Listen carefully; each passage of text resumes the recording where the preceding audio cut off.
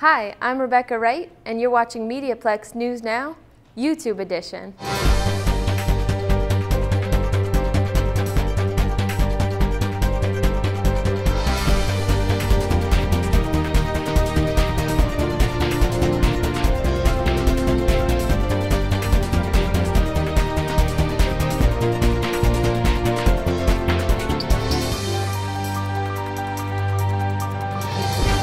As the end of April approaches, it can be a stressful time for university and college students.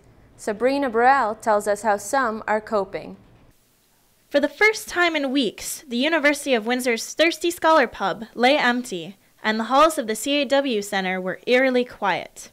Across town, St. Clair College was experiencing similar silence. Now that the winter weather is receding and the sun is finally shining, thousands of students on both campuses are locking themselves indoors and hitting the books.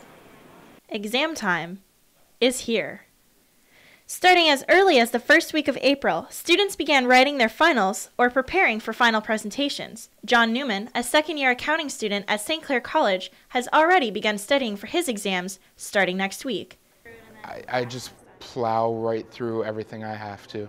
I constantly lose sleep. I have 7 exams. 4 within the first 2 days, so there's no relief for me. At the university, students gathered in Leddy Library and on the second floor of the CAW Center to cram for their exams. Only a few students took advantage of the nice weather outside. Lauren Van Bulow, a human kinetics student, was one of them.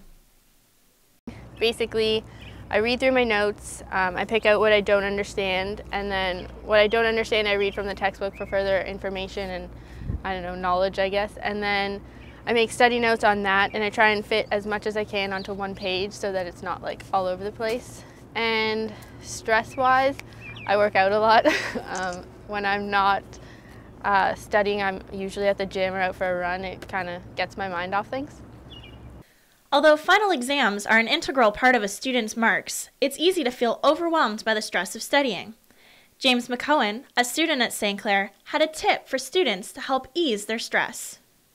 Put in the work beforehand. If you put in enough work beforehand, you don't have to be stressed doing. If you find yourself still stressing about exams, take a break, grab a snack, and head outdoors to enjoy the beautiful weather while it still lasts. For MediaPlex News Now, I'm Sabrina Burrell. It's the time of year for spring cleaning, and some have gone beyond their own backyards into the neighborhoods. Matt Weingarten has the story. Spring has sprung and many Windsorites are being asked to help clean up trash in their neighborhoods. The annual Rose City Spring Cleanup is underway throughout the month of April. Anne-Marie Albadoni is the Environmental Services Manager with the City of Windsor. Basically, it's a program that we invite individuals, groups, or organizations, schools, to help clean up the litter that is rampant in the springtime. The snow melts, and there we see all the litter that we've kind of thrown out our windows or the wind's blown away throughout the winter. So we ask people to give us a hand and get that all cleaned up.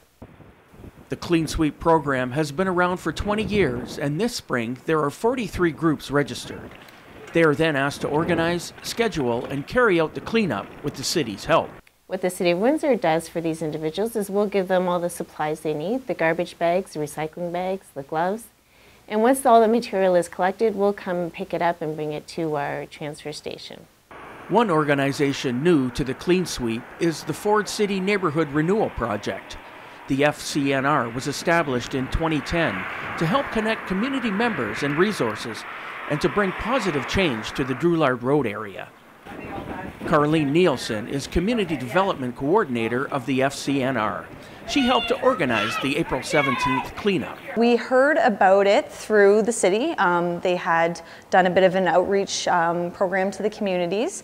I said, this is a wonderful thing to take part in for Ford City. So we proposed the idea to the Ford City Residents in Action, and they decided that they would like to take the lead on it. And so we just went from there, organizing it, and at the end of the day, it looks like it was quite a success. We had about 60 people or so come out for the event today. Gary Dugal is a volunteer with the FCNR. He believes the event is good for the neighborhood in many different ways. It's a good event. I mean, to keep the area clean, Julark Park clean. I mean, it's a good event and it's good to get out there and meet people too, so that live in the community. Albadoni believes the initiative promotes civic pride and helps promote the city's image to visitors. I think it's hugely important. I think one, it's important for neighborhoods and groups, for people to feel proud of their little neighborhood, their little niche where they're growing up, where they're playing. It's good to have a nice, healthy environment that way.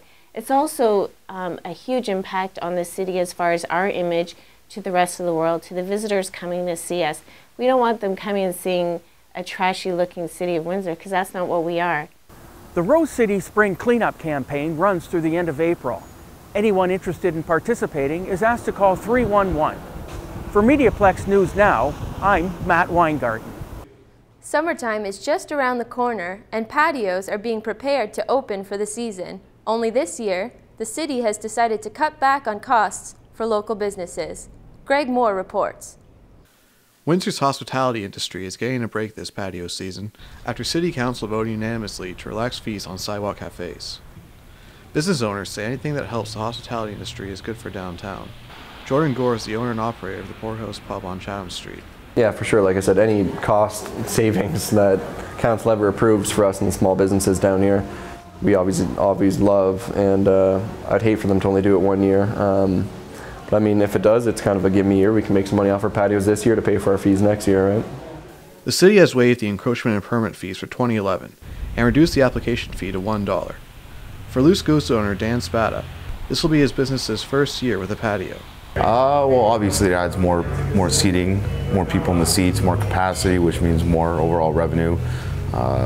It's good that the city's not charging for it, because in this type of industry in Windsor, every penny counts that you can save. Businesses still need to apply and be approved for Sidewalk Cafe permits and comply with the Sidewalk Cafe handbook. The city will post the updated version of the handbook on its website next month. For MediaPlex News Now, I'm Greg Moore.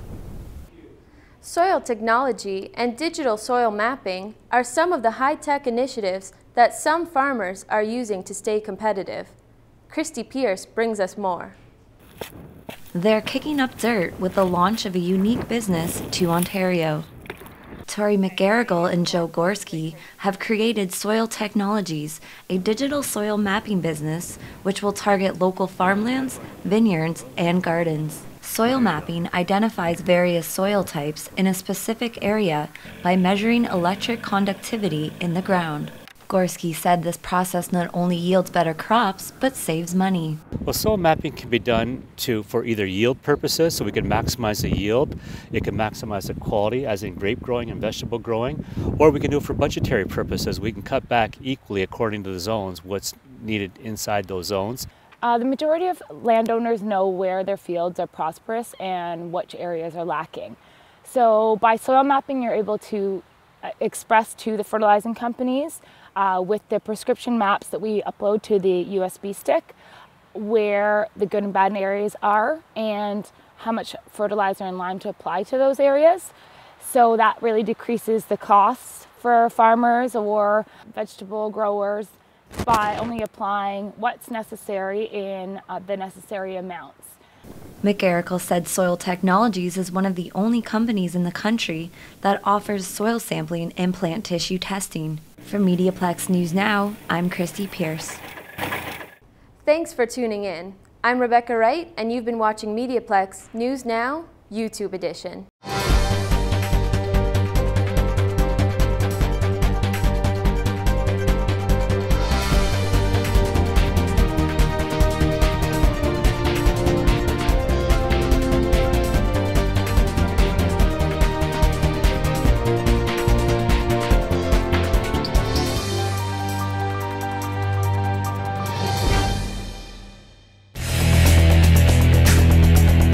MediaPlex News Now is a production of the St. Clair College Journalism Program.